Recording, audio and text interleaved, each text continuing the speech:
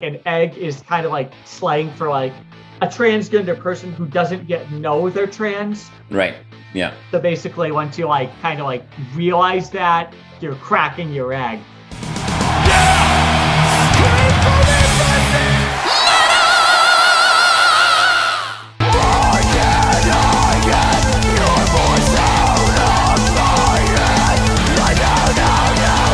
Okay, Jessica, thank you so much for your time today. I really appreciate it.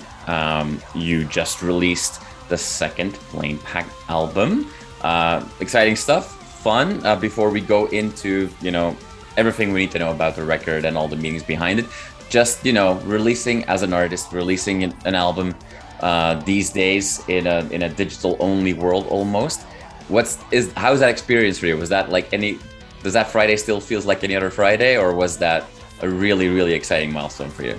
To be honest, I had concert plans on that Friday, and like basically a little bit of so I'd basically taken that day off. I went up to Seacoast, Portsmouth, New Hampshire area to see Animals as Leaders, which is fun. Cool.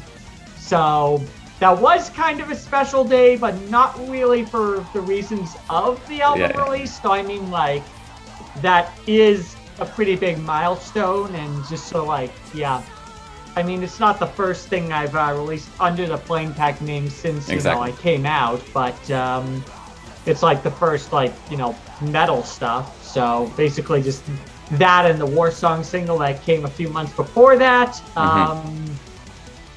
Just kind of like building up to it has been quite the experience.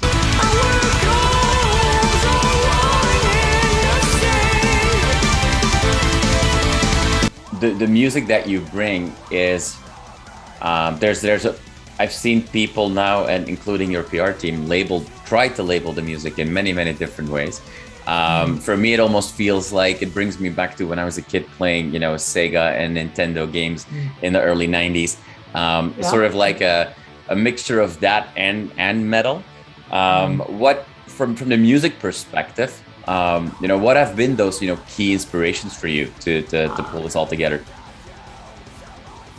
So definitely video game music is a big component of it. But my sort of like background as a video game person is probably a bit different from yours. I guess like the big thing that really does come up is have you heard of tracker music? No, that's not something I'm familiar with. So basically, it kind of like was sort of like first showed up on the Commodore Amiga in the mid '80s, and it was basically kind of like this system of music where you like express the music as kind of like a series of like instructions where the difference between it just like MIDI is that like tracker music has like the samples you're using embedded in it, whereas like MIDI, you're kind of dependent on what the hardware will give you.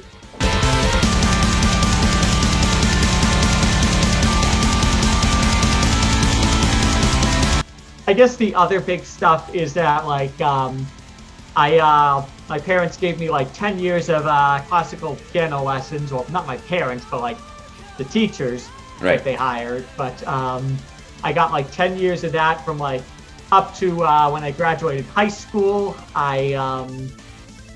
Let's see, that's been like a big like effect on like how I sort of like interact and engage with music. I didn't really get into metal until like also the end of high school. So once I did, it was pretty much like just like I had the internet. I could like deep delve all the extreme stuff really quickly.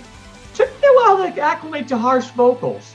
But I got there, and I probably will learn them someday, but not yet. I don't think I have the living situation that's ideal for it. Roommates and all.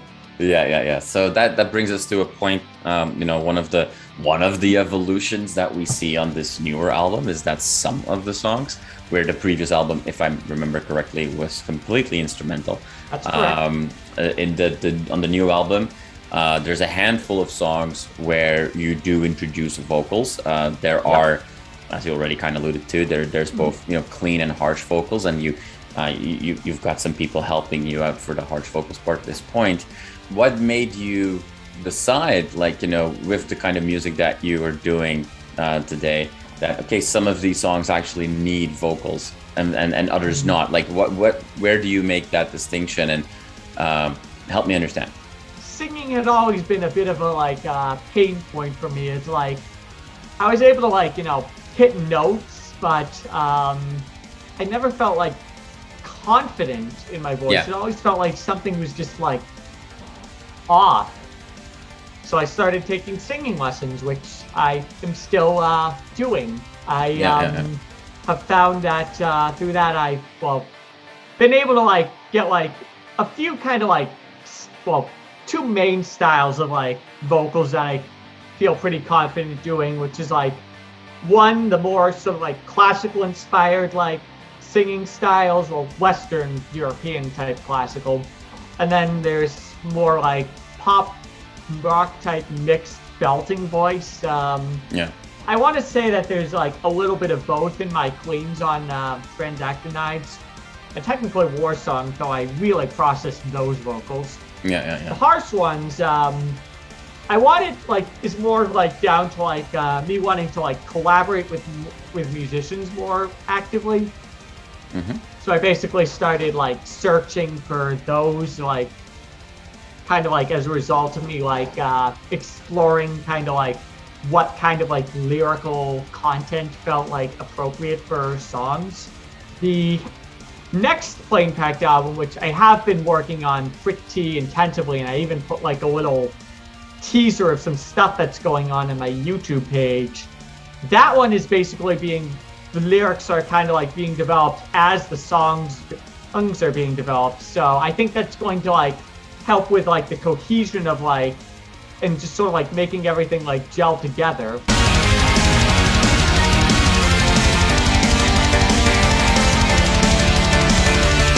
There have been very few, let's say, well-known examples of people in the metal community that have been very open and that have transitioned. Thinking about Life of Agony, obviously, is one of the examples. What was the name of that one? Life of Agony, that's one of the few examples where a well-established band has a very prominent member that did transition and continues on, if you will. How is that for you, going into a world where there's a lot of gatekeepers, there's a lot of rules, there's a lot of big opinions, but there's very few examples of people that have paved that way. How is that for you to go through that experience? So one thing I should preface is it was Keith Caputo, and it's now Nina Caputo, I believe. So one thing I should preface this with is, I live in Massachusetts. I feel like this is one of the better places, at least in the U.S., to transition. I mean, obviously Massachusetts isn't without its problems, but sure. The overall sort of political climate is not virulently transphobic. Right. If you compare that to what's happening in some other states, it's for sure hard to read about without getting angry. But yeah, that's the one thing that does really kind of happen to me, just being a trans metal musician, is that I have found myself interacting with a lot of other trans metal and metal adjacent musicians. I don't know I don't know if I'd go as far as to say a lot of them are particularly famous, but we are definitely out there. I was able to basically get into a situation where for Transactinides, everyone who performed on it and mastered it is trans. I also want to say that the metal scene is just huge. So it's basically very possible for I guess so the very progressive and very conservative circles to just go around doing their own thing and not necessarily overlap. Yeah. So, people can get like a little, it can happen. Yeah. It can be a bit volatile. I'm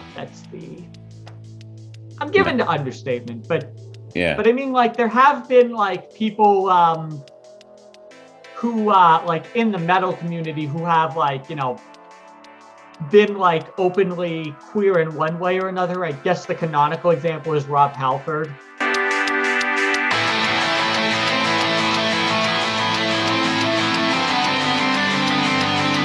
I mean, if people do end up kind of like being able to like figure that stuff out and like, well, and just kind of like have a better understanding of themselves and what they want from the world.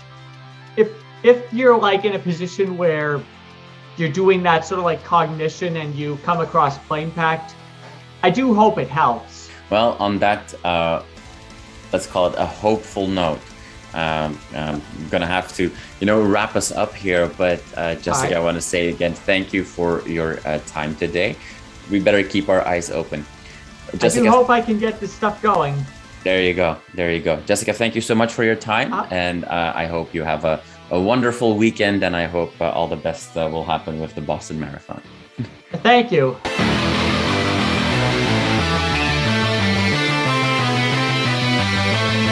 You are awesome for watching this video. Click right here to see more content like it and subscribe to the channel.